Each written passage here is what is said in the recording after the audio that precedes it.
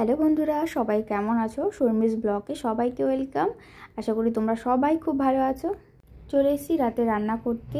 তো সেই জন্য প্রথমে ব্রকলিগুলো ধুয়ে জলে একটু সিদ্ধ করে নিয়েছি, সাথে কিন্তু মাশরুমগুলোও সিদ্ধ করে নিয়েছি।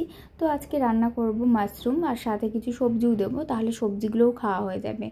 তো প্রথমেই কড়াইতে তেল গরম করে আলু আর ক্যাপসিকামগুলো ভেজে নিয়েছি, কারণ আলুটা ভাজতে একটু টাইম লাগে, আলু সিদ্ধ হতে টাইম লাগে। আর ব্রকলি আর মাশরুমগুলো কিন্তু আমি খুব বেশি সিদ্ধ করিনি, কারণ ওগুলোর থেকে একটু গন্ধ আসে। তো সেই জন্য একটু গরম জল দিয়ে ভাপ নিয়ে নিয়েছি। তারপরে দেখো একে একে আমি ব্রকলিটাও ভেজে নেব আর মাশরুমগুলোও ভেজে নেব।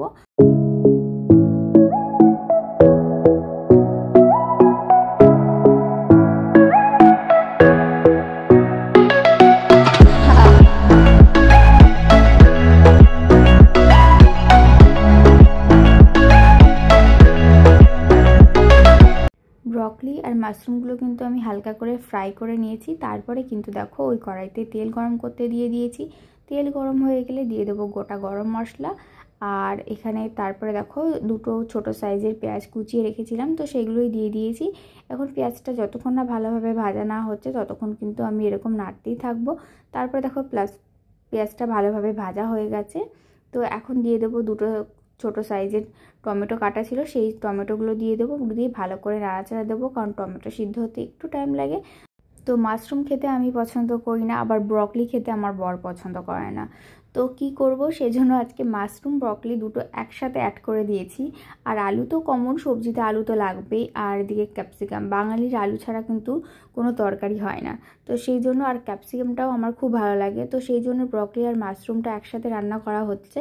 তারপরে দেখো পেঁয়াজ আর টমেটোটা ভালোভাবে ভাজা ভাজা হয়ে গেলে তখন কিন্তু আমি দিয়ে দিয়েছি আদা রসুন আর লঙ্কার যে পেস্টটা ছিল ওইটা দিয়ে দিয়েছি। তারপরে হলুদ আর লঙ্কার গুঁড়ো দিয়ে দিয়েছি, মানে লাল লঙ্কার গুঁড়ো যেটা, সেটা দিয়ে ভালো করে কিন্তু নাড়িয়ে চাড়িয়ে নেব, কারণ মশলাটা ভালোভাবে না কষলে কিন্তু রান্নাটা ভালো হবে না।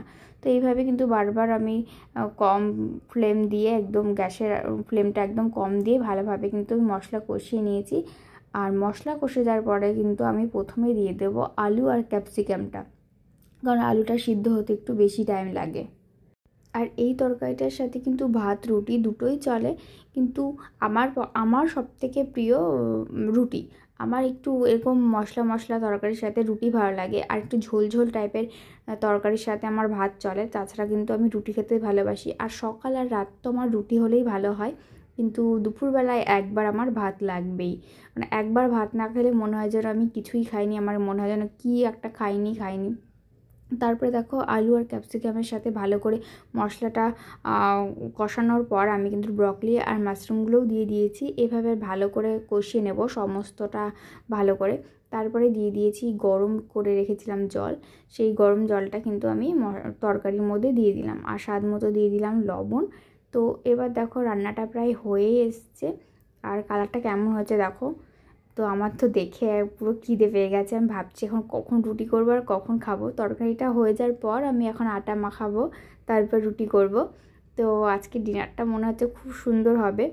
তো দেখো তরকারিটা হয়েই গেছে, লাস্টে কিন্তু একটু গরম মশলা দিয়ে নামিয়ে দেবো।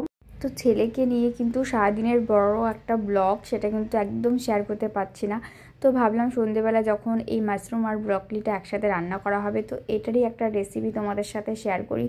আমি ভালো রাঁধুনি না, তবুও মানে যা রান্না করছি ভাবলাম এটা শেয়ার করি। আর এক একজন এক এক রকম রান্না করে, তো আমার রান্নাটা কেমন লাগলো অবশ্যই জানিও। তোমরাও চাইলে রান্না করে খেতে পারো।